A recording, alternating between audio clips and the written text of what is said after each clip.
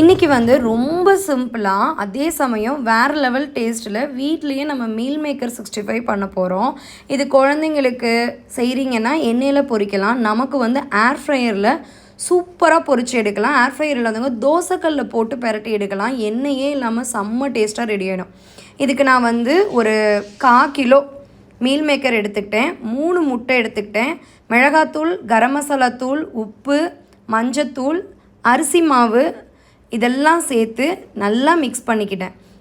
நான் வந்து இன்றைக்கி கெஸ்ட்டுக்கு பண்ணேன். ஸோ அதனால் கொஞ்சம் இந்த சிகப்பு கலர் தூள் இருக்கும்ல அதை ஆட் பண்ணேன். அப்புறம் இஞ்சி பூண்டு பேஸ்ட்டு, தயிர் இதெல்லாம் ஆட் பண்ணி சுடுதண்ணியில் உப்பு போட்டு ஊற வச்ச மீல் மேக்கரை நல்லா கையில் வந்து ஸ்குவிஸ் பண்ணி நல்லா புழிஞ்சு எடுத்துகிட்டு இதோட ஆட் பண்ணி ஃப்ரிட்ஜில் வச்சுட்டேன்.